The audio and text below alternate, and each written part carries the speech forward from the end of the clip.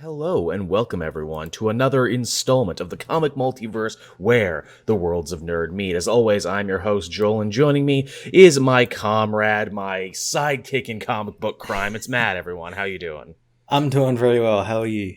Oh, can't complain. I was yawning a hell of a lot before we started. Not because I'm bored or anything, but because, and this is a 100% true legit story, I'm cleaning out my freezer right now and trying to eat everything I can in there before I go and buy new stuff, because I want to start keto again next month and get back to my pre-quarantine weight. And I found some frozen quesadillas in the back of the freezer that I hadn't eaten in a long time, and I'm like, I don't even remember when these are here last. I'm sure they're fine. And while I did not get sick after I ate them, I did have probably some of the worst, most vivid nightmares I've had in the longest time. You had the meat sweat nightmares. It was, I cannot explain it. I was up at 4, I was up at 5, I was up at 6, and then this morning when I woke up, I just had the worst splitting, fear-induced headache, and I felt like I was still in a dream. It's been a really weird day for me. It really has. Like, I keep expecting that I'm going to wake up again and that, like, all of this is a dream. Like, I'm having that real pinch me thing, and I've tried, Tylenol. I tried pouring a bunch of caffeine down my throat, and just nothing's working yet. It was like, yeah, it's like your body got like just like a sniff of food poisoning. Just a sniff. Really, didn't take the whole thing, just a little bit. Or this is my body trying to pay me back for doing something so stupid, where it's like, look, we're not going to make you sick, but we are going to horrify you mentally for a little bit. Gonna fuck you up that way. Nightmare bro. Quesadillas. The nightmare case. Man, that's a new thing from Taco Bell, isn't it? The nightmare quesadillas. For Halloween, we fill it with uncut terror. Yep. We put that shit in it that we put in malaria medicine that gives you really, really vivid, fucked up dreams. That's a real thing, actually. If you ever take malaria medication, that's one of the side effects is really fucked up dreams. Yeah, they played with that idea in, was it Far Cry 2? Oh, yeah, that's right, they did. I forgot about that. Good call. So how's your week been, Matt? Hopefully less nightmares than mine. Less nightmares than yours, yes. It's been going pretty good. Much like how you're still waiting on your Gundam to come in to build it, I've been building more Gundams as well. Nice. I've got them all sort of lined up on my shelf behind me. Sweet. That's not all of them though. I've still got heaps of boxes to go. Oh, naturally. I got my toolkit. My special tools came in the mail. They're on the kitchen table right now. I got the little snips for all the little parts that you need. I got the X-Acto knife for cutting it out, and I got the all the different sandpaper files. So I'll be sure to keep everyone up to date on that. In fact, I do want to film my first build there and learn the fast forward feature on my editing software, and I'll put that up on Patreon for everyone. Joel builds his first Gundam. When you get used to it, you've got to go buy yourself some of the cement stuff so you can properly make the parts look like they're all one singular part and not cut up. That cement stuff is some mean shit. Because you gotta the way I've done it is the runner that the parts come in. You cut them up and you put them in a container and you pour a little bit of the cement on it, and it'll mix it into a glue that's the same color as the part. Oh, that's good. But goddamn, it literally just eats through the runner instantly. I had a special stirrer that I use for stuff, and it ate through the stirrer. Matt is so deep into Gundam right now. He's on that next level cement shit. I'm just trying to figure it all out for the first time, and Matt's like, let me show you the secret techniques, the black belt it's so techniques. Fun. Next, you got to get yourself some Gundam pens, some Gundam markers, so you can color in and everything. Thank you. Yes, explain the markers and pens to me, because everyone keeps trying to upsell me on that, and I don't quite know what they're for yet. Well, they're like paints. They're like paints that come in a pen. They have a little shaker thingy in them, like a spray can, and just make them look nicer. Yeah, and you can get them in all different colors. I got a bunch of metallic colors, so it has that metallic sheen. It looks really nice. And then you've got the pens that you can use for detailing, so all the black or gray ones that you can use to fill in all the little gaps and everything, make it look nice. Right.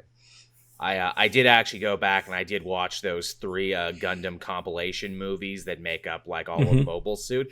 Man, Amuro, as far as anime heroes go, he gets the shit knocked out of him a lot. His friends keep slapping him and everything. His mother dies. His father goes crazy. I'm like, wow, this dude is not like what that thing, like what do they call it? A heroic power fantasy. No, not at all.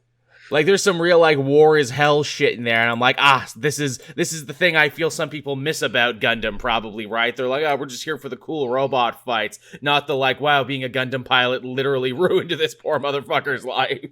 Yeah, that's like I watched, I think it was the series after that, the one with the Alex Gundam in it, and it's like, it's like the opposite, where it's like the opposite side of the war. It's like, there's no side is, like, better than the other. They're both, like, pieces of shit. Right. Although, I mean, Zeon does have the whole Zig Zeon. See, it's like, okay, space Nazis. And, like, the guy's dad even, like, refers to him, compares him to Hitler, and that doesn't bother him at all. Space Nazis in the future, that'll never happen, says the guy in 2020. Space Force. But yeah, that's how my week's been. I finished that show Ted Lasso. Have you checked that out yet?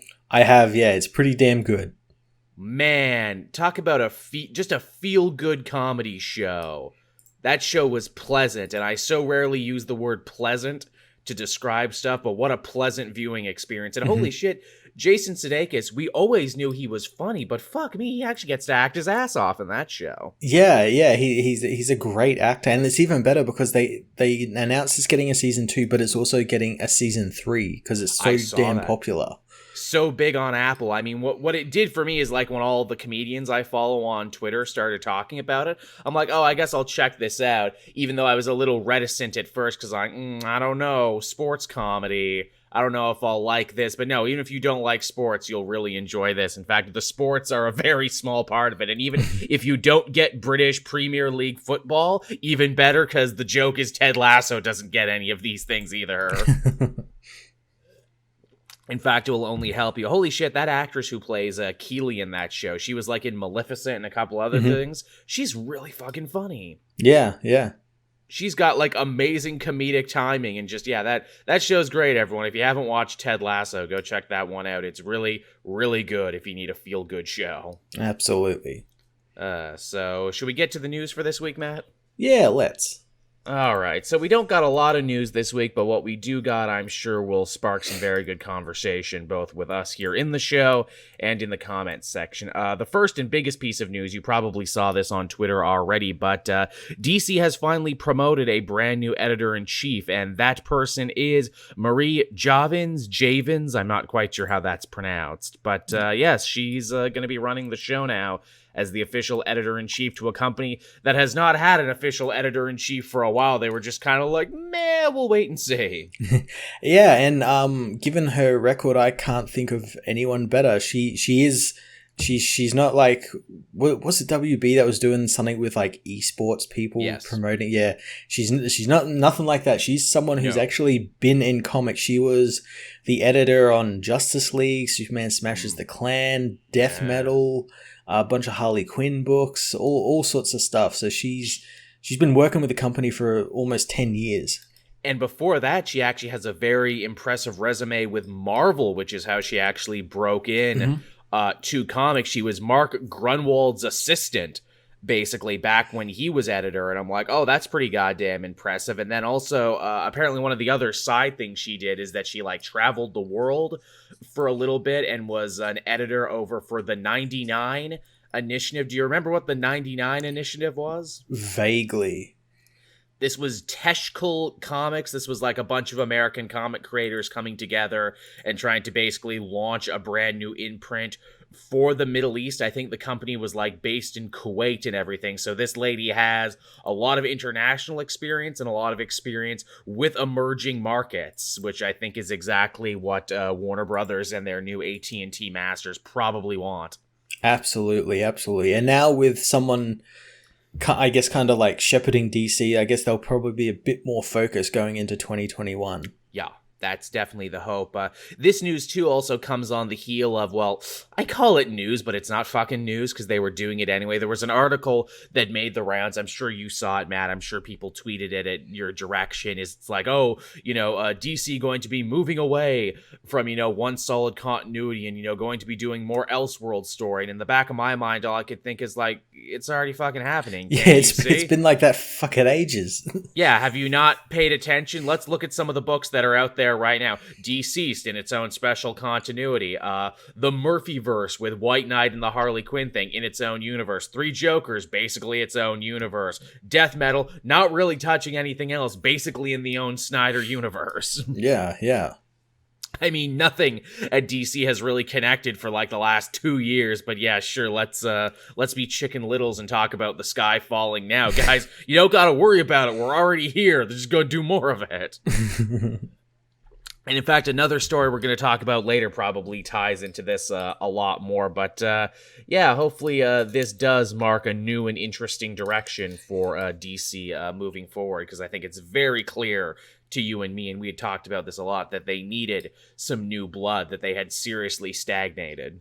Yeah. I'm interested to see what she has planned for DC and all these books going forward, and especially after Future State in January. Yes, absolutely. Yeah, because that's the big thing where it's like, okay, you're doing Future State anyway, and a lot of your AAA talent is not involved in Future State. I hope that means you're taking those 2 months off to work on something else and something bigger. And what will that something else be? That's what it feels like. They've got all their AAA creators writing something for once Future State ends.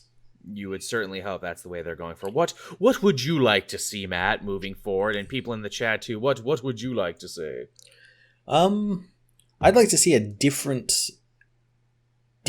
Justice League than what we've got usually. Like different, more like it's called Justice League, but it doesn't have Batman or Superman or Wonder Woman or anything. It's newer characters or like different iterations of characters. That's a good idea, yeah. Shake up the Justice League. It doesn't always have to be Batman, Superman, Wonder Woman, Aquaman, Flash. It doesn't always have to be the heavy hitters. Mm-hmm. Yeah, I'd like to also see a return to like a Team Green Lantern book. Yeah, that would be interesting. Yeah, that's definitely something that we need to see, especially after Death Metal, where they've tried so hard to shine a light on all these different Green Lanterns, and if that show is coming the way they say it is, and that's going to be a team show, then yeah, it makes sense that they have something akin to a Green Lantern Corps. Mm-hmm. I'm sure you'd want to see a Green Arrow book.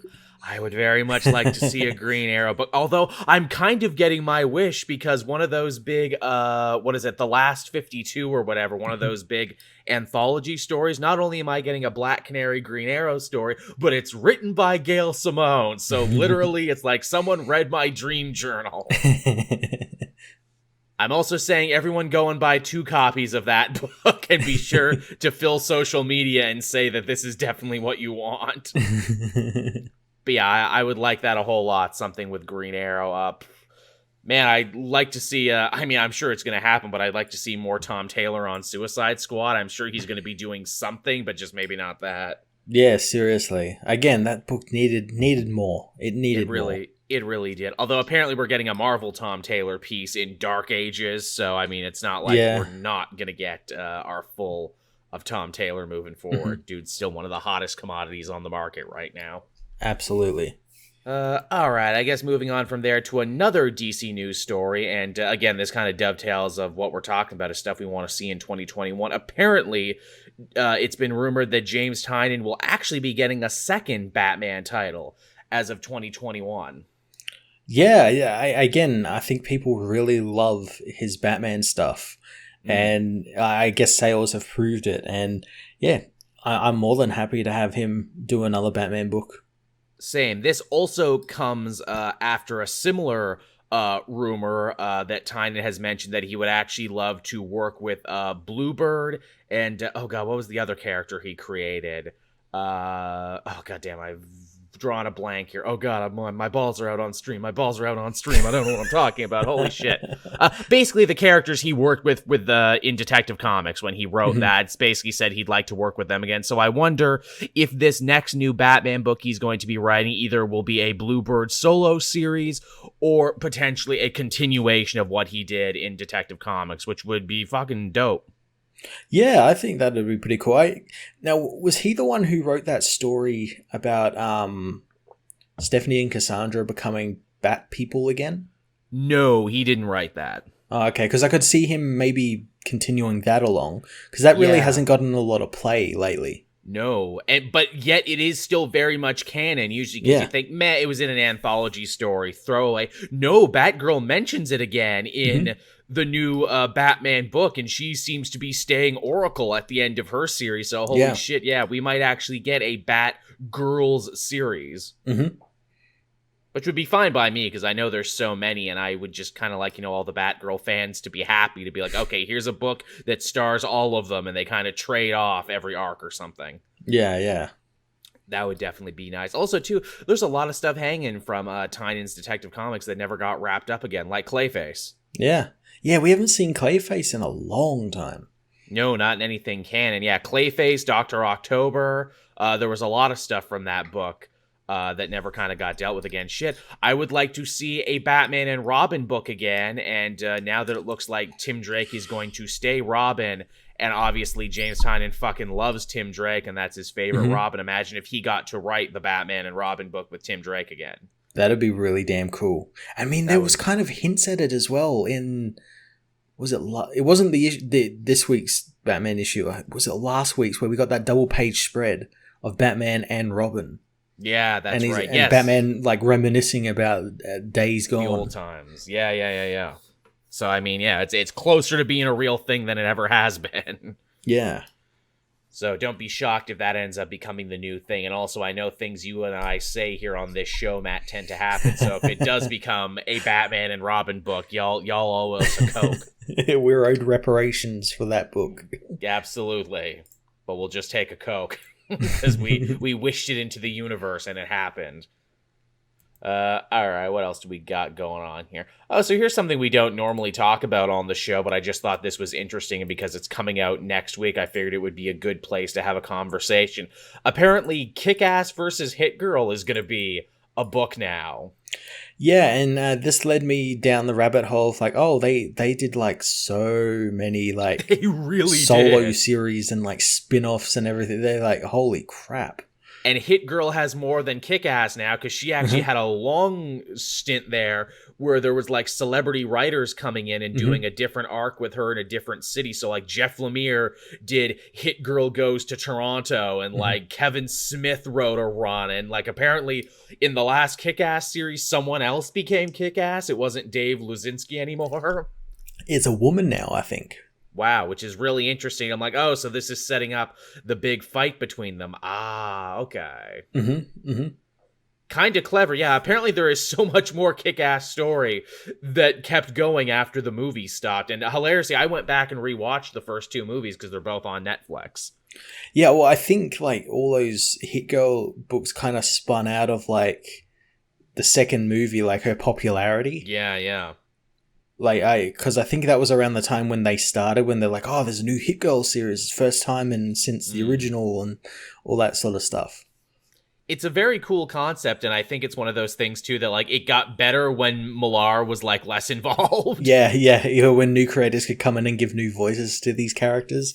Yeah, when it's like, this is a very cool concept, let's see what other people got going on with it. And yeah, apparently it's still going strong, and this book comes out this week for anyone who's interested, and I almost feel like, damn, if I didn't have all this superhero work, and if we still weren't doing X of Swords, I would kind of want to go and check this out. Yeah, well, I'd feel that like I'd be too far behind since all these other series. I imagine it takes off from them. Yes, it does. Seems like there's a lot going on. Man, it's a shame they never did another movie, and I know they kind of complained like too much piracy was the reason that like they never got to do a third Kick-Ass movie, and like now Chloe Grace Moretz is like too old and too famous now. I'm surprised that like someone like Netflix or Amazon never bought the rights to it, or like because like doesn't Mark Millar nowadays just like writes books become movies. no, when they become, he gets a Netflix deal and he writes a comic to it so they can say it's based on a comic. Well, didn't Netflix have like a whole Multiverse thing they were going to be doing? I'm assuming that got slowed down because of the virus and everything. But yeah, didn't they buy like a bunch of his stories to turn into stuff? They did. They've turned Jupiter Ascending into one. That's actually been filmed and everything. I don't know. I have no idea when that's supposed to come out. Who knows anymore? But yeah. But there was like a point where like the first issue, like I think it was Chrononauts. The first issue came out and like literally like a couple of days before the issue was actually released, they announced that they've bought the rights and is going to start making a film. Like, you haven't even seen if this comic's popular or anything yet. So he's like writing the comics for the companies, basically. Proof of concept, close enough. Man, we're talking about like Millar stuff. It's funny they didn't do anything with. Now I think would actually be the time to go back and do Wanted again as a TV show, all of the boys, but actually keep it more like true to the original comic work, where it's like, no, they're not assassins, they are supervillains, and yes, they look the part and have funny code names. Yeah, not as edgy as that film was. No. Well, the comic is much edgier than the movie is. Again, the movie actually cleans it up, as is often the case. But we should still have fat Chris Pratt in it, though. Yeah. Is what we need. He needs to come back for a cameo. I think we would definitely like that. But yeah, so I thought that was some interesting little side stuff there. And hey, keeping up with this new stuff coming to the world of comics and the world of comics and movies crossing over. Before we even started, CB Cegluski put out a rather interesting piece of art for the upcoming Predator comic. And again, it's only art so far, but look at that. Look at that art. Look at that freaking art. It's damn cool. Who's the artist? Like, because it looks very familiar. I don't know. Is that Pepe Larza, maybe? I don't know. That's what I was thinking. I was thinking it was him. Because if it's good in Marvel, it's probably fucking Pepe Larza. Yeah, he's doing everything these days. Does it melt your eyes with its beauty? It's probably one of his. You're probably close enough. But yeah, no creative team, no release date. CB Cegluski's just like, yo, look at this fucking art. And I'm all for it. It was inevitable it was going to happen. I'm just surprised it's happening so soon, because they literally just got these properties. Yeah. Oh, it's the guy who does Venom, apparently. Okay, yeah, that makes sense. Yeah. Venom, also a pretty good looking, but does that mean Donny Cates is going to be writing it because it's his artist? Please. How does Predator fit into the meta story that all of Donny Cates' books have been telling about Thanos winning at the end of the world? They're a race that Null's on his way through in that Web of Venom book. One of the planets was the Predator planet, and the Predators come to Earth for revenge. I like and that's how they end up fighting Venom. Yeah, there you go. Like it. I'm fine with it. That's all cool. I can dig it. So does that mean since we get Predators, we're gonna get aliens soon? I mean, assumedly, yeah. It's like, how did they decide which one they were going to lead with? Are both going to come out at the same time? Or do they not want one going to lead into the other? Oh, shit, yeah. I mean, Ultimate Hunter, Ultimate Prey. Is that the big thing at the end of the Predator story? Oh, fuck, Xenomorphs. Yeah. Oh, yes. Also, does that mean it's just one of each, or is it the whole planets of each? Again, our imaginations go wild with what this could potentially mean. Is it in canon? Is it out canon? Is it like Conan, where it is technically in canon? I feel it's probably going to be like Conan and Ultraman, and that is, look, here, read these stories that are put out by Marvel, but they exist in their own world with their own special rules still intact, but for a big crossover or for what-if story, we'll let them come and hang out here in this universe. Yeah. Which is a pretty good way to do it, and I'm assuming the deal is similar to Ultraman and Conan, and that is they still have to appease the rights holders for these things, and that is they have to clear everything by them and make sure it's okay, and assumedly if it makes money and people are happy, they don't give a fuck. Yeah, they'll just let them do whatever they want. And again, I have unique insight into that because I talked to Jim Zub on this very show, and he actually said, yeah, the Conan people were just over the frickin' moon with everything Marvel was doing, and they're like, yeah, have them crossover. Yeah, have them do that. Why not? Oh, yeah, well, I don't think Conan was really doing much else. So. No, not really. Marvel DC fans, Xenomorphs on Krakoa. They kind of did that with the Brood, but also wouldn't it be something be like, no, the Predator is actually one of the dimensions in Otherworld, and he follows the X-Men back. He sees them sword fight and realize, oh, these are pretty worthy champions. I like it. I'm going to go there and I'm going to fight the shit out of them now. And I'm going to blow up everything when I die. Fucking great. Also, does this mean Dutch can be a character too? Can Arnold Schwarzenegger make his Marvel debut? Can we have Dutch? Can we have Danny Glover's character? Please. Adrian Brody's character? Everybody. Gary Busey. Not his character, just Gary Busey. Just Gary Busey as himself. And crazy Gary Busey. Everyone from Predator, so we can have Danny Trejo and we can have Eric Foreman, who's also in that movie. Yeah, that cool Yakuza guy. Yeah, that dude's awesome. He's the new leader of the Hand in Daredevil. You didn't know it. That guy. Oh, yeah, then you can have Dutch versus Conan. Cyborg Soldier's absolutely right. So you can have Arnold versus Arnold. Fuck yeah.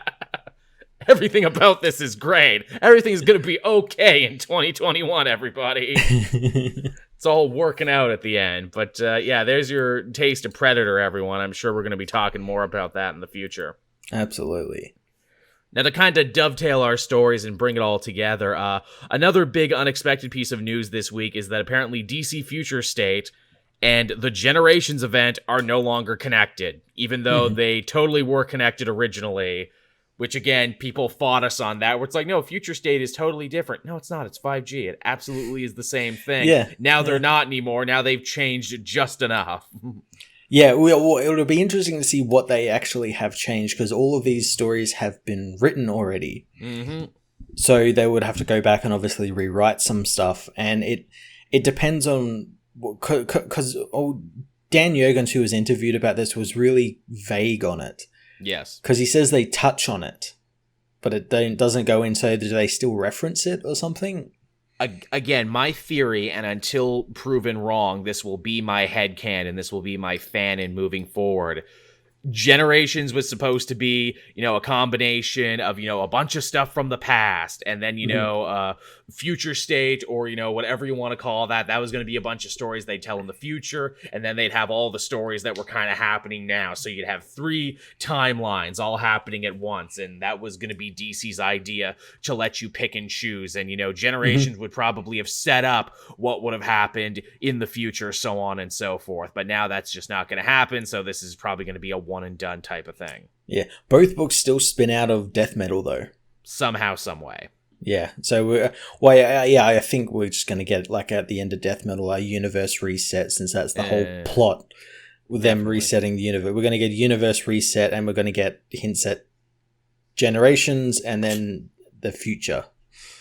Death Metal 2 will also weirdly be including the Wonder Woman as the first hero on the JSA stuff that they made a big deal about, then did nothing with. Well, they've had sprinkles every now and then throughout the books and everything. Sprinkles with her in like the JSA in World War II and all that sort of stuff. But no one else is talking about it, especially not in the Wonder Woman book right now. So none of it actually means anything anymore. Because we did that to promote the Wonder Woman movie, and now the Wonder Woman movie still isn't releasing. So well, they actually just cancelled a bunch of Wonder Woman 1984 variants. Variants, and they're going to repurpose them some for something next year. For whenever the movie actually gets to come out, which is hopefully soon. Yeah. Just bite the bullet and let me fucking buy it on video on demand. Yeah. Again, I think Mulan kind of spoiled that for everyone. I think it did. And again, Mulan, by all account, wasn't a failure. It just didn't make the money they wanted for all the work they put in it, which, as far as Hollywood is concerned, that might as well be a failure, because, no, we don't just want some of the money. We want all the money. We want all our money back plus more. Which says a lot about the sad state of filmmaking, where it's like, no, we make these movies to break $1 billion worldwide. If we don't break $1 billion, then we can't keep doing this. Yeah. Yeah, exactly. Don't make $1 billion. It has to make $1 billion. If it doesn't make $1 billion, we'll be seen as failures, even though it's like, but that's still a lot of money, though. Yeah, but look how much money we put into it for promotion and everything else. Gotta make $1 billion. But again, movies shouldn't be as bloated as they are. No, probably like not. $500 million to like make a blockbuster movie now, and that's including marketing and stuff. That's ridiculous. It really, really is. And that's why it is kind of fun, though, when you see smaller movies actually break on through and become massive hits. Like, again, John Wick became a huge, massive franchise. Cheap-ass movie. Yeah. And yet it became a huge, massive thing. And then, they kept putting more money on it later on. But it's always fun. Even that It horror movie there became a huge, big deal. And again, I'll also mention, too, fucking Venom became a huge, I was just about to say Venom, yeah. Venom made $1 billion. God damn it. What do I know? Apparently nothing. Someone in the chat there saying MCU spoiled to box office. I don't think it was the MCU specifically. It's happening before that. It happened before that. It's all blockbuster movies in general. It's just a lot of the box office, blockbusters that are made now just so happen to be superhero movies. Yeah. I mean, it sure as shit weren't going to be the musicals or the westerns. No. Then that's the thing. They were popular in their time. You couldn't go a week without a new western coming out. Historical dramas, your Cleopatras and your Ten Commandments and everything.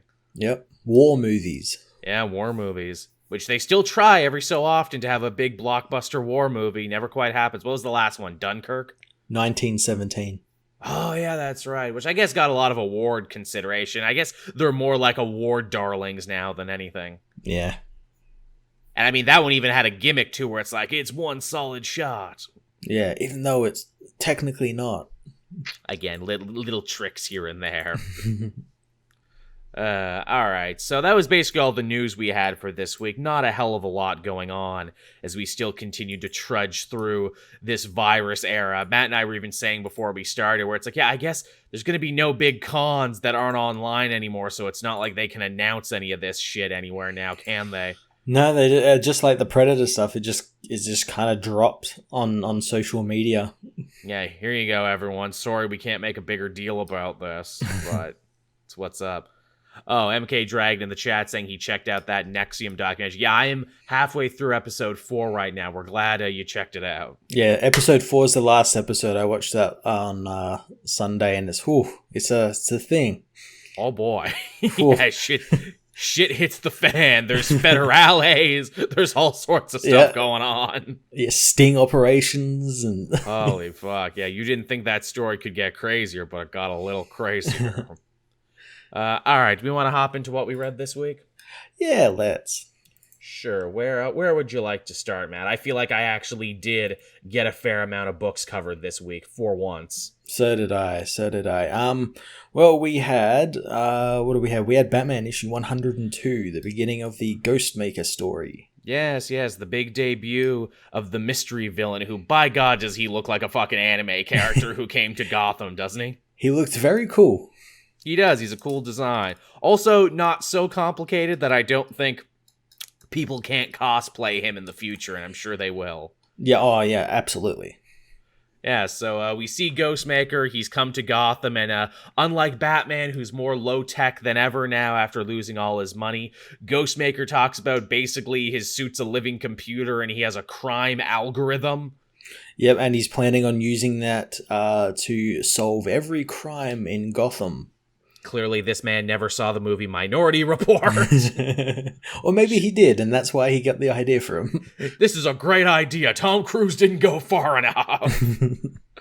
Yeah, so we get to see him there. Bruce is still trying to deal with the whole not having as much money as he used to thing. What I was actually shocked by about this issue is that Harley Quinn actually comes back. She's not going away. Yeah, she comes back and has a little bit of the story with her sort of trying to rent an apartment and try and live, I guess, a normal life. Yeah, coming back to Gotham, which is actually pretty big for her as a character and everything, and still more or less an ally of the Bat family. And I think it's so cool that we saw in Joker War that she was so central in helping Batman and really just kind of being a good person, that now that she is still in the crosshairs of Clown Hunter, who is in turn in the crosshairs of Ghostmaker. I did like that sort of thing with the Clown Hunter watching Harley getting ready to kill her, while Ghostmaker was watching Clown Hunter getting ready to kill him. Yeah, it was a really nice touch there. And, Ghostmaker goes on this whole speech about how, like, Clown Hunter, you're basically everything that's wrong with Gotham City there, because, you're a killer who's celebrated as a champion, as a hero, and, Batman let this happen, and I'm going to stop you. And Batman kind of rushes on in, because he still very much thinks that he can, save Clown Hunter, and he can redeem him, and kind of, by doing so, redeeming himself for the past sins of the Joker War and everything. Yeah, but the one thing I didn't get was in that tie-in where Batman confronted the kid, he mentioned that if he ever goes out in that costume again, he would stop him.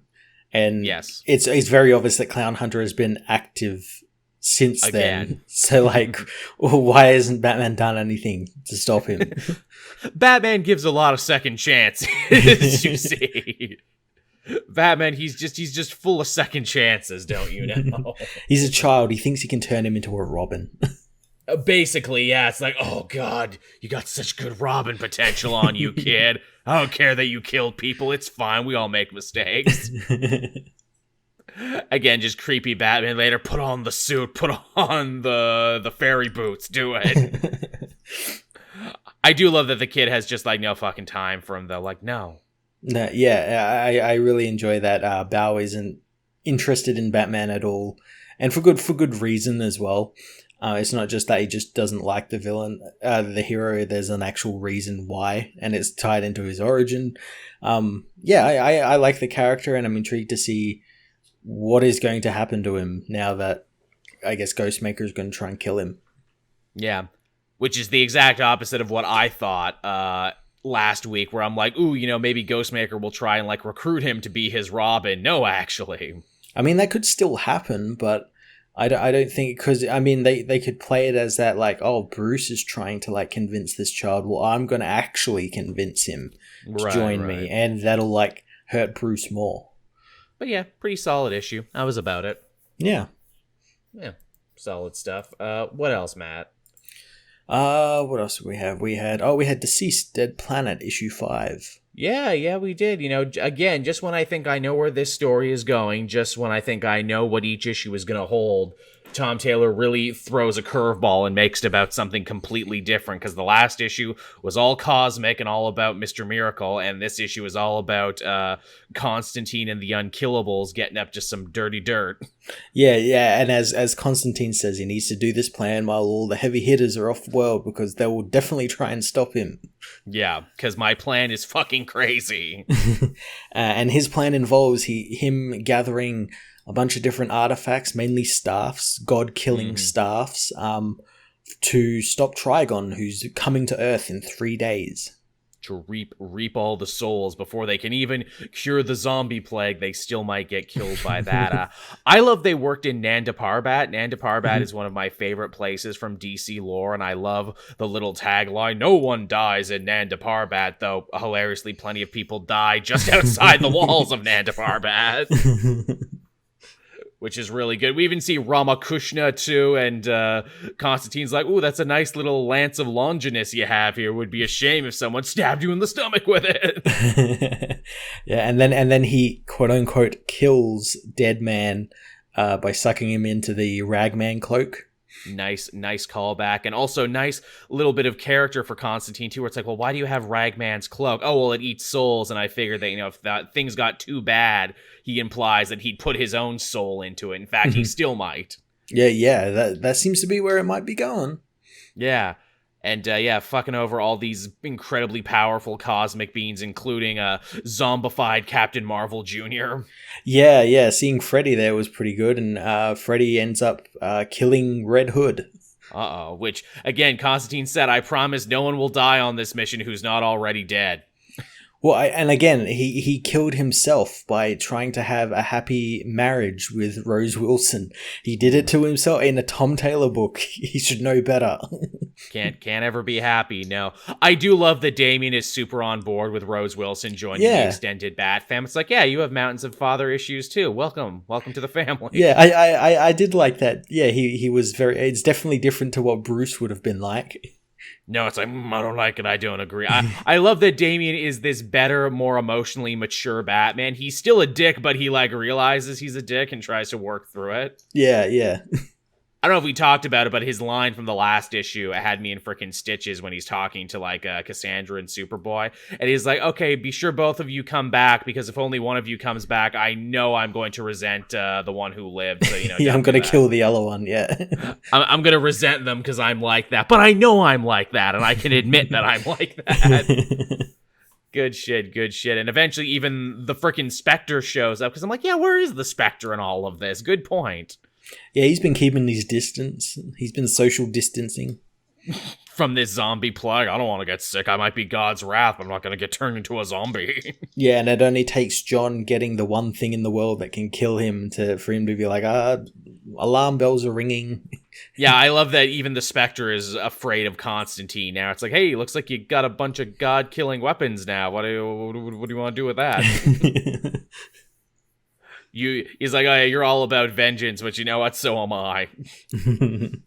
Good shit. Yeah, Deceased Dead Planet continues to be good shit and very different from all the other ones. Absolutely, yeah. I'm so glad that they're not just fighting zombies again like in the first series and the Unkillables. There's something different. There's two things. They've still got to do wrestle with the garden that's taken over by goddamn Penguin and all of that, as well as Trigon.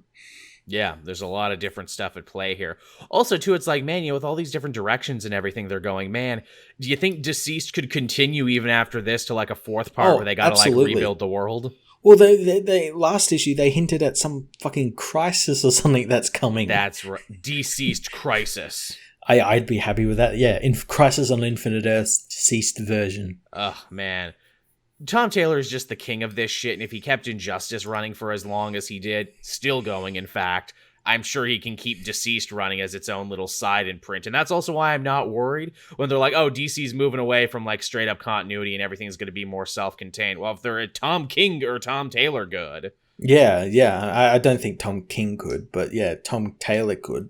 Definitely could. Man, they're just going to have to fight it out over who gets to be the main Tom, and loser has to change their name. I mean, King was in the CIA, so maybe he can actually fight a little harder, but, you know, Tom Taylor, he's Australian, he's wily. Or maybe because Tom King was in the CIA, Tom King isn't his real name, so he can just go back to his old name. My real name is Ted King. You didn't know this. I had to protect my secret identity. And while we're at it, Scott Snyder and Zack Snyder, you guys also got to work that out, and you guys also got to change that. Oh, we know which one's going to be keeping it. It's the good one, the one that actually writes comics. Yeah, you gotta fight that one out there. Too many people with all the same names. Also, Al Ewing and Eve Al Ewing. That is also slightly confusing as well. Can we work that one out while we're at it? Because when I say Ewing now, you won't know who I'm talking about sometimes. Yeah. It's a hell of a thing. All right, what else did we have after that? We had one of our 2 X-Men books for the week, and that was, of course, X-Men number 14. Yeah. If you read the first issue of X of Swords, you read this issue. Basically, yeah, because it's a lot of Not the same basically, art. It was literally a reprint with like 2 new pages.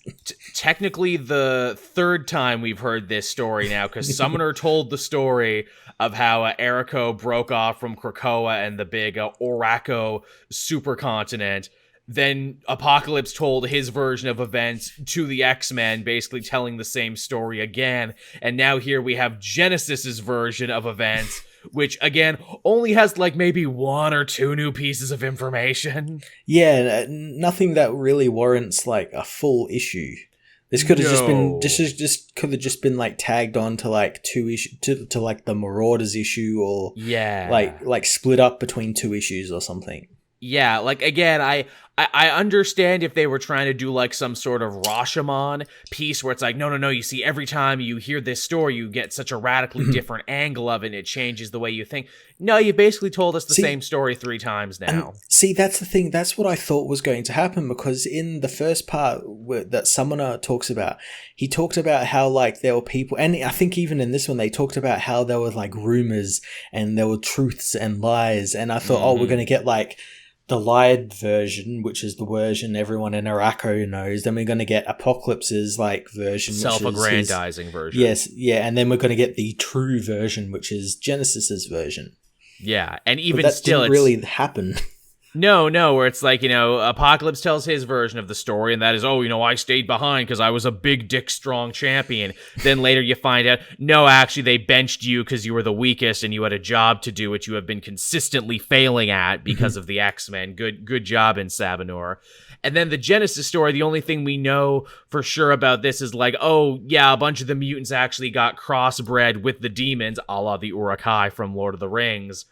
And also, I didn't put on the golden mask right away. The golden mask is the only thing that can control the demon hordes. But also, now that because I'm Annihilation, I literally can't stop. So there's going to be no way of talking me out of the upcoming battle because I literally have to fight. Yeah, again, they should have talked about, because Genesis mentions she didn't put the mask on for 100 years. They should have just like made the story about those 100 years. Just like she was imprisoned, and like talk about the character and how she was in that time and why she wasn't doing all this and all that sort of stuff. But yeah, instead it's kind of all over the place. Well, because they do bring up one thing where it's like, the demons rampaged, which means the people of Araco lost faith in Genesis and sent Summoner to Earth to hook back up with Apocalypse and see if anyone could come and help them. And I'm like, okay, yeah, that probably would have been a more interesting story about them losing faith in this woman who had been their leader and champion for so long. Yeah. That probably would have been a more interesting story. And fuck, for all we know, we probably will get that story at some point. Yeah, and definitely it feels like we're going to get to like issue 21 of this series, and that's when the sword fights are going to begin. Yeah, I guess it also kind of makes sense to, why Genesis and the Horsemen are doing what they're doing and not just like, trying to grow the glory of Araco, because it's like, Araco kind of fucked her over and like didn't respect the good work that she had been doing, which I'm guessing is also why she joined up with the demons when she did and was fine just leading them into other realms. Yeah, well, again, she mentions that like Araco grew arrogant and ignorant because of their walls. They're like, oh, nothing can touch us and everything, whereas she knew what was beyond the walls and all that sort of stuff, so she wasn't as arrogant as them. They also continue to draw a lot of comparisons between Araco and Krakoa, where it's like, they had one precog in Araco that ruined it for everyone because they saw the future. Kind of like how Moira doesn't want it and kind of like how that could ruin everything. And they had one guy who could bring people back to life, but that power corrupted him and drove him crazy. Kind of like Krakoa. And they, again, grew arrogant behind their walls and, stopped wanting to know about what was happening in the other realms beyond them. And I'm like, kind of like how Krakoa could be. But it feels like no one in that story has made that connection yet, where it's like, hey. You would think someone would have by now. Yeah, they would have drawn that connection and be like, hey, I think there's some themes and ideas at play in this story, guys. But yeah, that was X-Men, and that was like, okay, this probably didn't need its own story. No, not at all. How do we feel about Marauders, which was the next one? This was at least more of a creative premise. This is all the different sword fighters who are going to be killing each other, sitting down and actually be forced, basically, by Saturnine to have a dinner with each other. And I'm like, okay, yeah, I guess it makes sense that they get to know each other before they have to kill each other, because literally they have had no time to meet each other yet. Yeah, I like the issue for that, for just getting time for these people to meet one another, the mutants to arrogantly try and try and find weaknesses to these people they don't know, so they've got to like talk with them and all that sort of stuff. I did think it was a bit on the nose that Storm literally danced with death. on the cover and in the actual book itself. And when I looked at the cover, I'm like, ooh, that's a fun image. Then I read the comic. Oh, no, wait, that actually happened. Yeah, again, it's a fun cover, but you didn't expect it to be in the actual book. Someone brought up an excellent point in my comment section. I want to get your insight on this. Is Death actually a dog-faced man, or is that just a mask? Because you look at all the other horsemen, you got War, who's got a head made of fire, Pestilence, who's got like a weird bulb head thing, and then Death with a dog head. Is that his head, or is that just a mask? Because everyone else has weird fucking heads. I don't think it's a head, mainly because it doesn't have a mouth that moves. True. So I think it might just be like a big ornamental mask, kind of like how Pestilence has like the Pharaoh mask. That's right. Yeah, okay. Yeah. Boy, they got the short end of the stick in those genes that their two siblings have monster heads and they just wear masks. Unless they look even more fucked up under that they have to wear masks. That's possible, yeah. Also, because they're Genesis and Apocalypse's children, should they not look like them? And then I'm like, well, but they were imbued with the power of the Four Horsemen, so that, as we have seen with other X-Men, changes your appearance and makes you more monster-like. But then it's like, well, how did that happen? Were they the Four Horsemen in name, or did they also absorb the Four Horsemen power that made them like that? Or why they what the Four Horsemen power comes from? Exactly, because now you've opened up that whole can of worms. What is it, Hickman? Because how can there be multiple horsemen of the apocalypse at once? Or is it different rules for different planes? Yeah, I wonder if we're going to get anything in regards to, like, because some of the mutants who are sword bearers have been horsemen.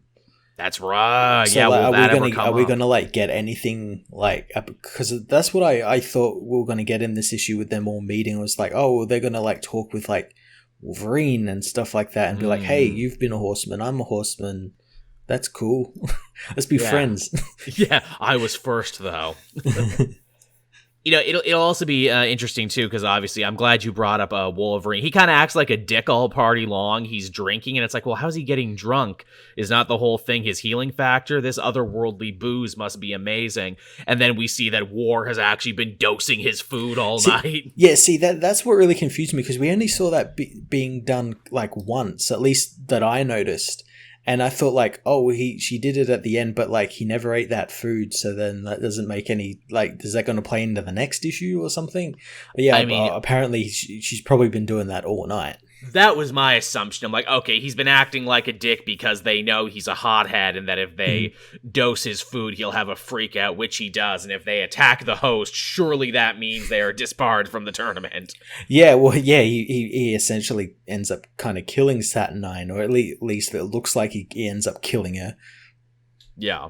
Although I'm sure they'll have some way out of it. Wouldn't it be crazy if they were building up to this sword tournament and it doesn't happen because of that? This just happened, and the next couple events are just like Wolverine's like trial in Otherworld. Yeah, the trial of Wolverine. And then it just ends with him like is a trial by combat, him sword fighting someone. Can we get Daredevil in as his lawyer? Can we do that? He's got his own shit to deal with. Yeah, exactly. They call up Matt Murdock. Little busy right now. Get She-Hulk. Rich people are trying to take my kitchen. Yeah, literal. Do you mean your literal kitchen or your figurative kitchen? Yeah, literally both. But yeah, so that was those two issues for this week. They were all right, but they really kind of felt like placeholders, didn't they? Yeah, kind of got to get to that 22 issue for some reason. I'm not sure why. Somehow. When I played D&D last night, I explained what had happened in the story so far to Professor Thorkey, who hadn't been reading it yet, and he didn't know it was 22 issues. Yeah, I don't think a lot of people do. And he was shocked and horrified, and he's like a big comic book YouTuber too. It's like, why did this need to be 22 issues? And as I go into it and try and explain it to him, I'm like, wow, when I explain it sounds super fucking dumb, actually. It does, mainly because like the first couple of issues really like built, like had all that story and everything, and then now we're in like, we just got past that halfway mark, and they're like kind of like running on empty a little bit. It's the midway slump is what it is. It's the middle slump. They just got to get to the goddamn mutant sword battle. fights. They just got to get to the sword fights. We're all Milhouse in The Simpsons. When are they going to get to the fireworks factory? When are they going to start stabbing each other?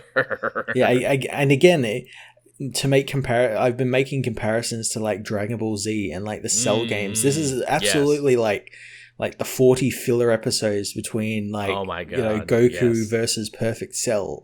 I forgot that there's 40 fucking filler episodes. Oh my God. When they went off and fought Robot Tao Pai Pai from Dragon Ball for no reason. Yeah. And like on one hand you're like, oh, this is cool. I like the Dragon Ball callback. Tao Pai Pai was so cool. But also like, Jesus fucking Christ, are you doing this now? Oh no. Goku has COVID. He's out of action for 40 issues. Man, when they retell that story, in the future, Goku, you will have a terrible disease, but I have the cure right here. Turns out it was Sunny Delight. You just needed more Sunny Delight.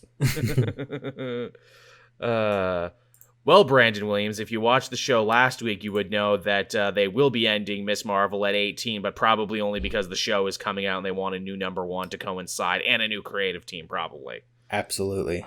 So there you go. See, I look at the chat every so often, and I try and answer questions when I can. Now, what else was this week? Ooh, we had a big Batman book. We had The Return of the Dark Multiverse. Yeah, which is going to be getting 2 issues a month until the end of December. God damn. I guess they must have been really fucking popular, and most of them were really good, so I can't complain. My previous reviews on those issues are still doing really well. Yeah, I guess they're just, people love crazy what ifs, and DC doesn't do all that many what ifs. That's more of a Marvel thing. Yeah. So when they do them, and they do them really well. Yeah, this one in particular, I went through such an emotional journey of like not actually liking it at first, but then actually really liking it by the end. See, I really liked it just because of the premise. So because we learned about this a while ago, and I'm like, how are they going to do Hush in like a dark multiverse? It's already quite dark and everything. Yeah, and I love the simple change of just adding the Elliots into the Monarch Theatre, being there when the Waynes are gunned down, and how that just spirals everything out of control. It is funny because you're right. It's like most of these dark multiverse stories, they diverge at the end of the story or diverge in the middle. This one diverges right at the beginning of Bruce and Thomas Elliott's friendship, and how that completely affects the rest of his life and means he doesn't end up becoming Batman, doesn't end up traveling the world, and Tommy Elliott, who we know is a psychopath already, basically steals everything away from Bruce early on. Yeah, ends up still killing his parents and ends up essentially making Bruce a vegetable in Arkham. So he can take his company and run as a senator, and Gotham is now, and because of that, Gotham is now like its own nation, like nation state. Yeah, with its own like senators and presidents and everything. Which it's like, wait, are we doing No Man's Land now? And then later we actually end up kind of doing a serious house on Serious Earth as well. There's fucking multiple stories in here. This, the only people who are fighting, Senator Elliott anymore are the Outsiders, which is like a blind Batgirl and a bunch of the other sidekicks who have become like guerrilla street fighters. Yep, they all fight in the name of Jim Gordon, who was murdered by Elliott and the, was it GCP or something? Yeah. GSP or something? Yeah, Gotham's last good cop. Mm-hmm. Which I thought was actually quite clever. And hey, for like the 4th or 5th time, I can't keep track of it, here's Dick Grayson if he became the Gray Sun that the Court of Owls always wanted him to be. Seriously, they've done like 4 different versions of that costume now, and I really like this one. Yeah, this costume is actually really damn cool. I normally shit all over costumes that use goggles. I think goggles are lazy, but these are cool because they look like owl eyelashes. Yeah, it's really cool. And he's an owl, and he works for President Lincoln March. Again, pretty fucking cool, actually, that the owls stole the presidency with no Batman to stop them. Which also makes me think, wait, but that was a New 52 idea, and a Hush wasn't. So wait, this is if Hush was also in the New 52 universe? A lot of fucking shit at work here in this one, and the only one who can stop Elliot and his machinations is the Hellbat of Arkham, this weird bandage-faced monstrosity that keeps attacking all of his allies and keeps leaving pieces of Zorro movie merchandise behind. Yeah, he's just a Zorro fan. He just keeps dropping his stuff. Big Zorro fan. I love they don't even bother to explain why the hell the Hellbat wears bandages around his face, because for Hush, it's like, well, yeah, he was a surgeon. That was all he had around to cover up his identity. Why does he do it and still dress like a bat? Yeah. It's a cool image. Don't think too much about it. Is literally is literally how they brush it off. Yeah. What else? We got Talia al Ghul, who's Elliot's sort of kind of girlfriend, but she's like kind of manipulating him and like grooming him to be a senator for the League of Assassins who want to take over from the Owls and install Elliot as the president. Works with arms dealer Jason Todd to try and kill him, which I'm like, ooh, that's fun, because Jason Todd, quote unquote, returned in the original Hush. They even do a piece of art that's like reminiscent where he has like the two guns. Yes, they do. And I'm like, ooh, that's fun that they put those little references in there the way they do. And ultimately, Tommy puts all his shit together and figures, I should probably go back to Wayne Manor and try and figure out how all of this is connected. Yeah, and he finds a very insane Alfred who has been helping Bruce Wayne, who is very much alive and faked his own death to get out of Arkham. And while he was in Arkham, he used Jack Napier, who is their handyman, which was, again, another New 52 thing. He used Jack's connections in Arkham to learn from all of the best killers and psychos within the wards, all his skills. Which is pretty fucking genius, if you ask me, actually, where it's like, he became Batman anyway, even though he couldn't travel around the world. There were plenty of people in Arkham he could learn from. And the fact, too, that he's still not a killer. He locks people up in cages, but that's only because the judicial system won't punish any of these people because they're literally in charge of said judicial system. So I'm like, wow, the fact that this Batman doesn't kill people, that like makes him one of the nicer Dark Multiverse Batman. Yeah, he fucks him up, but he doesn't kill him. But he doesn't kill him. I'm like, wow, just the fact that he doesn't kill on sight makes him like a goddamn saint in the Dark Multiverse. And to where even Tempest Fugonaut at the end of the story is like, man, why is it in every multiverse Bruce Wayne always ends up being Batman regardless? Or it's like everything will change, but like that thing will just keep happening. It will just. What was he say? He says there's not many multiverses where Bruce Wayne doesn't become Batman, and he always ends up returning to the Bat. And like in that like short line there in that paragraph, it goes from being kind of silly to actually being super endearing in a short amount of time. Also, kind of interesting too that like it's Batman Hush, but it focuses all on Tommy Elliott, and Batman is technically like the antagonist of the story. Yeah, well, it kind of reverses the roles. It's a very interesting take. It is. I like that we get a little bit more time with Elliott, he's kind of a coward and like he's not like aware of everything that's going on around him. He's a stooge. Yeah. He's not really a fighter. He's not really anything, which tracks with his character, honestly, and the fact that he never had to push himself to become a Hush and to do this big brain conspiracy. Yeah. Is like kind of interesting and kind of like, I would actually rather fall around this version of Hush than the Hush we have in the comic, who had his big plot and then has had nothing to go on ever since. Yeah, nothing. They should put Hush on the Suicide Squad. That would give him something to do. Yeah, that'd be pretty cool.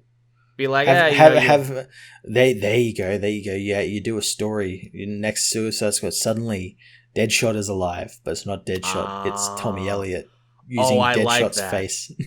Oh, that's funny. He's like, yeah, my life sucked and I had nothing going for me, but I can shoot guns pretty good, so I turned myself into Floyd Lawton to take his place on the team and in your hearts. Because I just wanted love and you all loved Floyd. Heart of Hush was cool, but it was also just like, oh, okay, you're pushing this now as sequels go. Yeah. He had one very deep, very personal reason to go after Batman, and every time he comes back, he has less of a reason every time. Yeah, at least it's better than the animated film. It's not fucking Riddler or anything. Yeah. God damn, that's that and Gotham by Gaslight pissed me off because it's like, why did you change the twist endings to these stories that are why we liked them in the first place? I don't know. I think Hush would actually make sense too for the Suicide Squad because again, he's a doctor, he's a surgeon, and master of disguise. He's an infiltrator and a genius too. He can play people. Yeah, he's got quite a few set of skills that a lot of the actual Suicide Squad members lack. No, they don't. A lot of them are pretty brute force. He would be an interesting addition to the team. Shit, I just want to see Hush versus Unknown Soldier because they both wear bandages and they're like, hey, people think I'm you. People think I'm you. And then Mr. Negative gets involved and all this sort of stuff. Yeah, Mr. Negative shows up at the end after they've beaten each other up. It's like, you're both stupid. You're both really, really stupid. What else did we have this week as well? Bum-ba-dum-ba-dum-ba-dum. Ooh, I read the new U.S. Agent from Christopher Priest. I did too, and everyone took the wrong idea away from this comic. Yeah, as they always would. It's a comedy. It's an 80s buddy comedy, everybody. Yeah, and the writer knows it's racist. That's why he's writing it like this. Yes, that's why the whole character of Maury Watanabe exists. So John Walker can be a racist shithead, but there can be another character to smack him down on behalf of the audience and tell him why he's dumb and wrong. That's what I said in my review. I like that Maury is like more competent than John, and like we know that straight away because he just wipes the floor with him. That's the joke, everyone. It's literally 48 hours is what this is in comic book form. Mm-hmm. And again, you know, I think this is actually a more complicated tightrope walk to act than Priest did with Deathstroke. Because with Deathstroke, it's like, okay, your main character's a bad guy who knows he's a bad guy, but let's have fun with his villainy and let's also, you know, sympathize with the family and people around him that he hurts. Here, it's like, no, John Walker thinks he's a hero, wants to be a hero. His heart is in the right place, but his brain is out to lunch because he's a goddamn idiot. And even if he wasn't an idiot, he would still be an asshole. Yeah, he's a goddamn government stooge who just does whatever the government tells him to do. Literally. Which is I love how that is how he gets involved in the story. A bunch of bored government officers in some fucking courthouse in Omaha are upset that one of their bosses move them there, so like, oh, we're just going to activate US Agent. You can go because fuck we with can. them. and he does not bother to look into it. Does not bother to do any research. He just goes and does what he's told. Again, that's funny. It's funny and it fits his character. Yeah. Which again, a lot of people are like, oh, they did his character wrong. No, this is how he is, guys. Yeah, that's exactly how he is. It's how he's always been. That's why he is the failure Captain America. That's why no one remembers him, but everyone remembers Bucky and Sam. Mm-hmm. Mm-hmm. Even the shield he's carrying around is fake. Yeah, I do like. I hope they continue with that idea where he just keeps getting new shield from somewhere, and they just immediately break. The best joke is, too, where it's like, oh, what does John Walker do on his off time when he's not being a superhero? Oh, well, he's chasing down a pizza-based conspiracy theory that he feels very strongly about. I'm like, fucking of course he is. Yeah, he found out about that on QAnon. Yeah, what else would he be doing? Oh my god, could you imagine what his search history is probably like? God damn, what's he going to be doing next issue? Well, see, I heard this thing about the frogs, right? And the fluoride in the water, and so US Agent will do something about this. I do like that the enemy is basically Walmart. Yeah, or Amazon. It's a little both. They're taking over like a small town like what Walmart did to its hometown. And every other small town, including my small town, that they've been trying to build one for like goddamn almost 8 years now.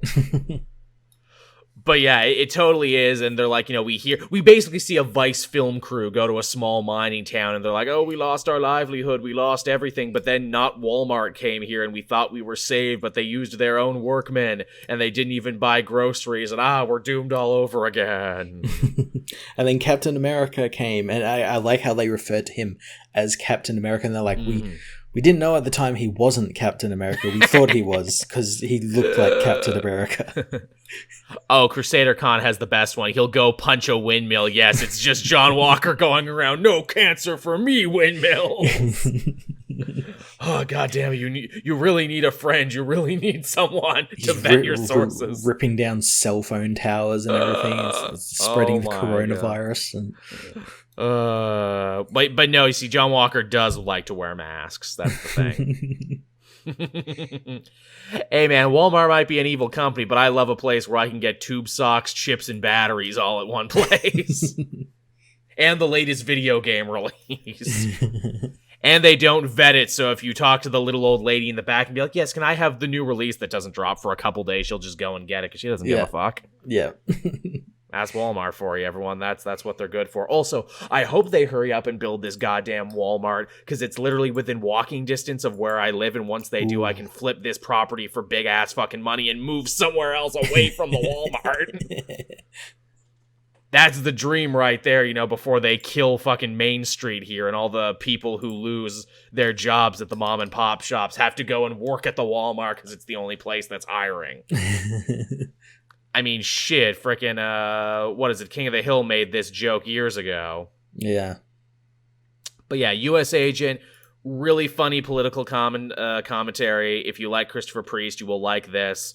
But as we've seen time and time again, not everyone can handle that. No, I just don't know how or why. I had people saying the comic is racist. I'm like, yes. That's the point. Yes, it is racist in the way that Blazing Saddles is. You can tell a story about a racist character and not be racist yourself. This is an odd thing in art that no one can seem to grasp. Yeah. Christopher Priest is not celebrating John Walker and his actions. Quite the opposite. He is interrogating John Walker and his actions through the character of Maury, who is the audience avatar. Mm-hmm. Mm-hmm. That's the whole point of it. Yeah. This is how you dress down racism. This is how you do that sort of thing and say, look how stupid it is. Moore even says, there's lots of good reasons to hate me, but you're hating me because of the color of my skin. Something I can't change. You're just fucking lazy. Yeah, it's very uncreative. Yeah, you're just super uncreative and lazy, which John Walker would be. And also, he's looking a lot like Wyatt Russell now, isn't he? A little bit, yeah. The change has happened. But yeah, I think it's a funny book. I'm definitely going to keep reading it. Definitely. It's only a 5-issue mini. Yeah, it's a short one. Which, again, that's fine. U.S. Agent doesn't need a full ongoing. No, not at all. No, he doesn't. What else did you have this week, Matt? I had 2 more. I had the new beginning to the new Power Rangers. Mighty Morphin issue 1. Man, that's one of my biggest, regrets as a comic book guy that I haven't been able to keep up with Power Rangers because I fucking love it so much and some of my favorite people write it, and yet I do not find the time to read it. Now's the time because it's basically restarting everything. It's a good jumping on point because now there used to be 4 or 5 titles. They're down to 2. Yeah, there was Power Rangers, Mighty Morphin Power Rangers, and 2 ongoing minis. Yeah, now there's only 2, and that's all there is. This one, Mighty Morphin, is, as what the title suggests, deals with the Mighty Morphin Power Rangers, as they try and figure out who this mysterious new Green Ranger is. Oh, we're back to this now. Yes, it's like an introduction story that's continuing on from the past stories, but it fills you in on everything you need to know. Right. So yeah, they're trying to figure out who this new Green Ranger is. They have no idea who it is, but they did steal the Dragon Power Coin from the command center.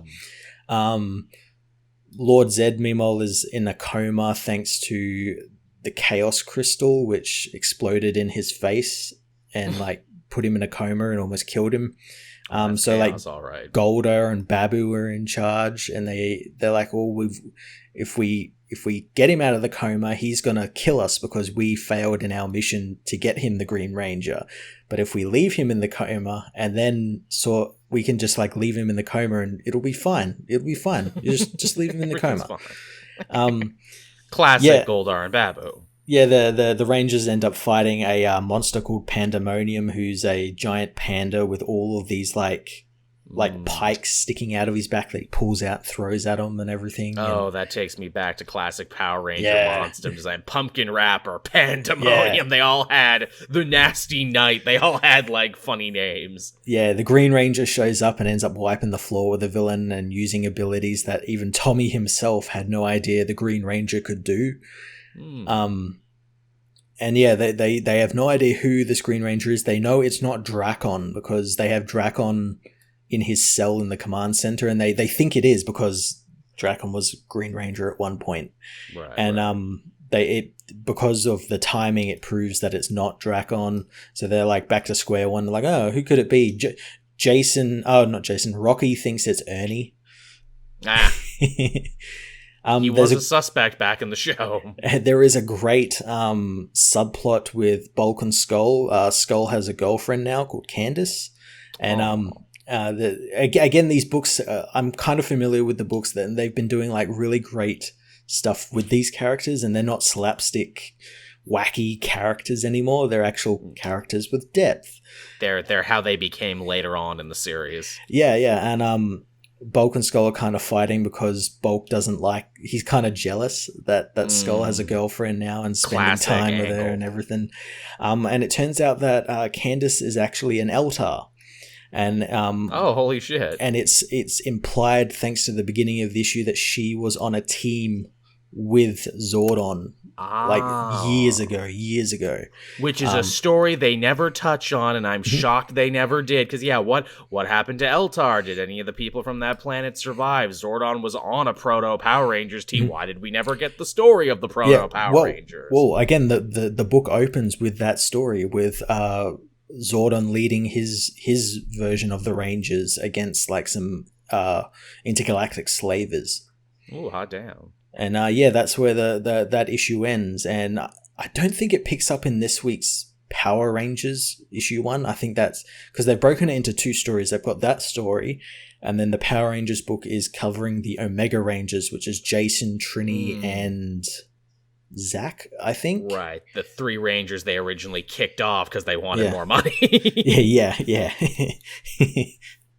Yeah, because I was going to say, because you said Rocky was there. I'm like, oh shit, they've actually moved forward in time, so Rocky is a Red Ranger now. Yeah, Rocky is there. Adam is there. Aisha is there. Again, all the replace. That's cool that they've actually had enough time now that they're going to actually give them the same treatment and put more character into them. I like that. Yeah. That's cool. Especially someone like Adam, who stuck around for so long. Oh, yeah. And is also Johnny Young Bosch, who has the power of God and anime on his side. Yes, yeah, he even looks like Johnny Young Bosch in this. Sweet. I like it. I like everything about that. Man, maybe I should catch up on it. Like I keep saying, I need a long plane ride or a short prison stint where I can catch up on all these Power Ranger stories. I would say just pick up this first issue because it like tells you everything you need to know.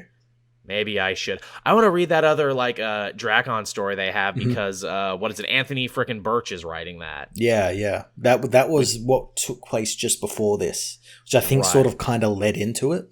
Right. Because it was like a little mini series. Man, I gotta have Anthony Birch on the show. I'm such a big fan of Dungeons and Daddies and Borderlands 2 and everything else he's done. I almost had him on when he wrote that Joker one shot. I actually talked to his agent and everything, but we couldn't make that happen in enough time. One day I will have all the cool people on this show. I gotta have Jeff Trammell on from Craig of the Creek, and apparently Open Mike Eagle is a big fan of the show. So fuck nice. Yeah. He just dropped a new album recently. Open Mike Eagle. Got to get him on to talk about that. I'm endlessly blown away to find out that a famous person who has been on television and been on the things I watch and listen to is a fan of me. And not just a fan of me, but when I was talking to him about it on Twitter, he even did my shall we thing. I'm like, oh, is that my thing I do? I do that and everything. Holy shit. I need a shirt that says shall we. That needs to be my thing. I need to make it like the Austin 316, shall we 316? Or no, shall we 616? Hey, artists in the community there, get to work on that for me, pretty please. If you do that, I'll credit you and put it up on TeePublic right away. Christmas is coming. Which I cannot fucking believe that Christmas is indeed actually coming. Yeah, just a month away. In this year that goddamn disappeared. All right, what else did you have, Matt? Because I only had 2 more, and I can go through them really quick. I had Web of Venom, Empire's End. This was one of my 2. Yeah, this was a fucking terrifying issue. Yes, again, hey, what if we turned Venom into a horror comic again? What if we literally did Alien/Advent Horizon with a bunch of extra Kree and Skrull characters we had sitting around? Yeah, and it worked. It worked. It definitely worked as a horror piece, but like as an actual continuation of the story, I'm like, meh, could take or leave this one. It didn't really move the whole Null story all that much, but yeah. The only important thing about it is that Talos the Untamed, who is very different in comics than in his movie counterpart, he's no Ben Mendelsohn. No. Is that he is basically one of the lone survivors of this Null attack, because Null is working his way through his universe, killing all these different planets on his way to Earth, and maybe, just maybe, the only way that they're going to defeat Null is if Earth and the new Kree-Skrull Empire join forces. Yeah, again, connecting up these events in really cool ways. Yeah, in unexpected ways, too. I did not expect that King in Black could be connected to Empire, but they're doing it in a way that actually makes sense. Yeah, and you mentioned it was like horror, and it certainly is goddamn horror. It's Event Horizon meets Aliens meets The Thing. Yeah. All these really great horror films and horror sci-fi films that I love. And it just works with the symbiotes just taking over this ship and just like killing off all these nobody Kree-Skrull people that like you know of but don't really give a shit about. I was going to say, you say they're no names, and again, they are very much treated like red shirts in this story. In fact, we even have the freaking Star Trek scene where they're all standing on the bridge and everything. What's shocking is that, no, these are all actually characters that existed before and have like their own wiki pages. Oh yeah, but like, really, who's going to use, what's his name? Ethan... Yeah, one of the Star Jammers, who gives a fuck. Which I think that you got to give them extra credit for, to being like, oh, you could have invented a bunch of no-name characters, but you got actual characters who existed and killed them off. And you got some characters that did have run-ins with symbiotes before, like Lands and who was that other one? The other one that was in... Yeah, the Space Knight Lady. Well, I think she might have survived, too. Mm-hmm. But Talos lost track of her, so again, don't be shocked if she shows up again at some point. Yeah. Yo, when's Flash Thompson going to show back up for this? Because it seems like they're using every bit of Venom's history except for Flash Thompson. Well, are they using bits of his history with, like, Agent Venom and stuff in the Venom book and everything? I have to imagine he's going to show up in this. The rumor is, in the next issue of The Amazing Spider-Man, apparently Doctor Strange, to help out Spider-Man, is bringing someone back from the dead. Okay. And I wonder if that's going to be Flash, where it's like, okay, has he officially been dead long enough now to bring him back? Ooh, that'd be interesting. In fact, of all the corpses that Kindred has, is one of those his, probably. Probably, yeah, he's got like fucking shitload of corpses, so yeah, I wouldn't be surprised. Yeah, got all the corpses. Get all the corpses in here. I need a corpse for everybody, eh? Kindred is Canadian, so he drops some A's in there. That's the big twist. And the last one I had this week was Thor from Donny Cates, honestly, who didn't write the Venom book, but wrote this. Yes. This is the beginning of the big Prey storyline. Yes, a lot of shit goes down in this, and a lot of people in my comment sections revealed that they did not read the end of Shattered Heroes, so they were unaware of Donald Blake's actual fate. Yeah. Well, I found a lot of people unaware that Donald Blake technically isn't human. Yeah, that he's a weird Odin construct. In fairness, he was human, then they retconned it away to where he wasn't, and then him and Thor were split, and then they got back together, and that's kind of where this story is. Yeah. It's just like Thor could turn into Donald Blake whenever he wanted. It's just over the last couple decades he hasn't wanted to. Yeah, he's kind of forgotten how to do that and forgotten to use that when he wanted to. This issue used Loki to great effect, too, who's like back to being the god of stories and back to kind of being a good guy. Is that Loki book still going? Don't think so. I think that ended a long time ago. I think it did, but I know he had a book there at the end of War of Realms, and Thor basically says, hey, can you lie for me so I can be Blake for a little bit, maybe get the pressure off me, maybe ask some questions, and Loki's like, you motherfucker, I'm trying to be a good guy, I'm trying to, like, not go back on my bad habits. You're basically saying, hey, former junkie family member, can you watch some of my heroin for me? Which I do find quite funny, because Loki says he's no longer the god of, like, lies, he's the god of stories and myths, and, like, inherently stories and myths are lies. in their own way. But it's a nicer version of lies and mischief. Yeah, so he's technically still in that wheelhouse, and I guess maybe Thor realizes that. It's like, you're not fooling anyone. I tell you a story to entertain you, not to hurt you, but I lie and mischieve you to hurt you.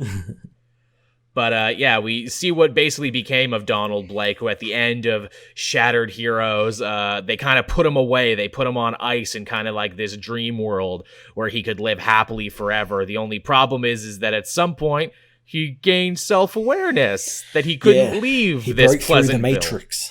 He literally broke through the goddamn Matrix, and it drove him fucking insane. Yeah, because he'd always look to the sky and call for Thor, and Thor never answered him, and he didn't know why, and yet drove him insane, and he murdered everyone in those neighborhoods, plus Jotun, was it? What's the dragon's serpent, name? Jormungand. Jormungand, yeah. Which they haven't explained how the fuck he was able to do that, or even was that the real Jormungand, or like what the hell is up with that? Because they do. Well, yeah, this Donald Blake seems to have gotten a lot of different skills now, because he easily bests Loki. I think the idea is because time moved differently in that realm, he was probably able to master himself and do some training. Yeah, and he wears cool Jormungand scale armor. Which on the offset, if you just like glance at it, it looks like trash bags. Yeah, I know. He looks like a crazy fucking hobo. Yeah, he has big crazy hair and everything. He looks great. I love his redesign. He's got his cane, which was his main defining thing, and he's got like a scalpel knife in the other, and like they do a really creepy bit of writing there where it's like, oh, he cut open all the denizens of this world, and when he found out it was fake, I'm like, oh god, he literally did like unnecessary surgery on everyone in this world. Yeah, just to make sure they weren't real. Yeah, wow, that is some like crazy nightmare fuel shit. And yeah, Donald Blake is now the new Thor villain, everybody. Yeah, and he's now also technically Thor, because obviously when Thor summons him, they switch places. Mm-hmm. And at the end of the book, Donald snaps his cane, which is the thing that would allow them to switch back. So now Thor is stuck in this nightmare world. So how is he going to get out of that? Now, and it's even worse because his magic is failing. That's right. That's how you start a motherfucking comic arc, is what you do. Also, good on Cates for digging up Blake again, something that in his decade of writing the book, Aaron never even touched once. Yeah, that's really strange, isn't it?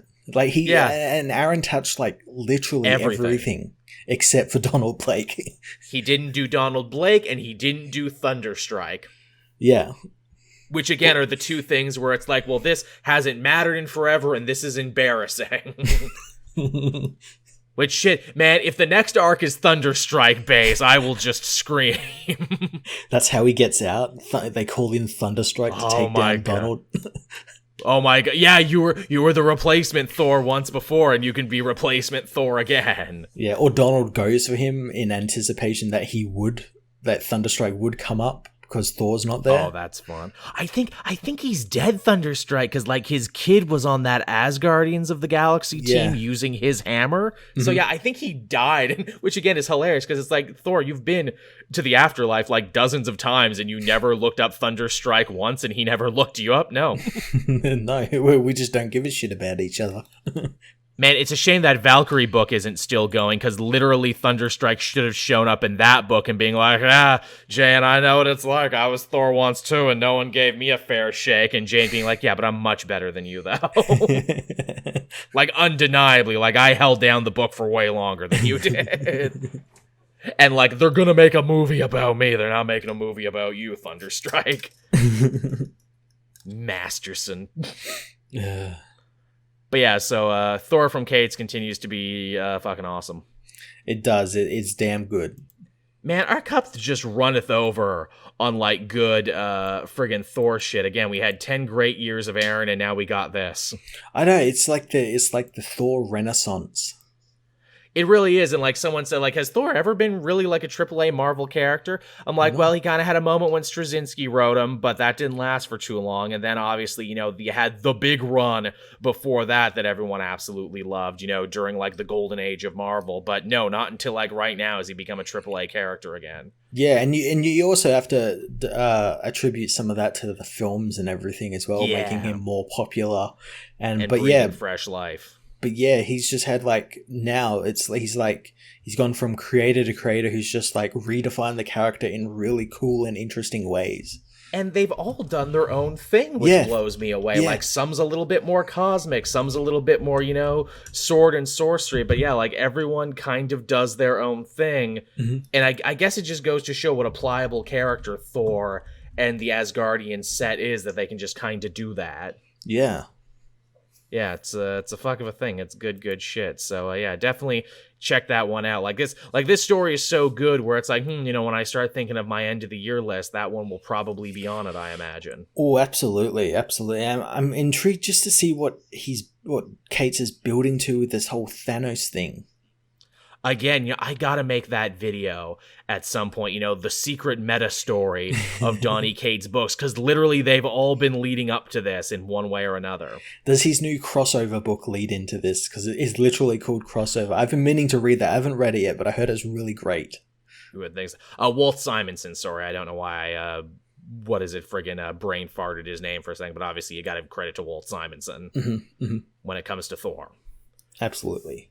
But yeah, I gotta make that video about this secret meta story, because again, literally from Thanos wins to his Guardians to this to Venom, it's all basically leading up to one big story. Yeah, his Cosmic Ghost Rider, like this, Venom is tied into it. There's all this stuff. I never read his Cosmic Ghost Rider, actually. The minis they did, I probably should. His Cosmic Ghost Rider was really good. Yeah, it seems like something I would enjoy. I know there was a Thanos baby. Yes. It was the whole, can I go back in time and kill Hitler situation. But with Cosmic Ghost Rider. But with Thanos, who Cosmic Ghost Rider decided to strap to him and ride around the galaxy with. Baby Yoda, he is not. Seriously, Mando, you gotta feed Baby Yoda, man. He's just eating all the shit out here. He's eating those eggs. He's eating all them eggs. Which, man, don't make me think about that too hard. When does life begin in the life of a crazy alien frog creature? Is it when the legs are laid, or when are they fertilized? Like, how the fuck does that work? Baby Yoda was just ensuring that he would stay as the cute baby, the main cute baby. Right. I can look, seriously, if one of these Muppets is born, I ain't having this. If Kermit is born, I am not having this.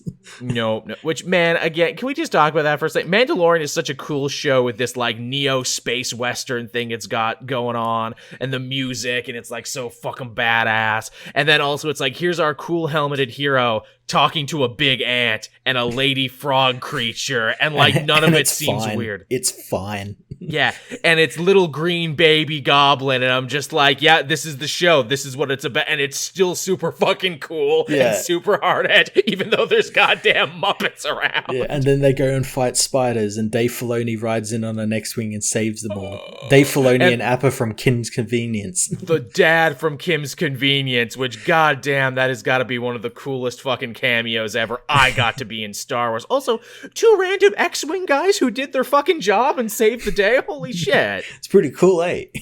When does that ever happen? Oh my god.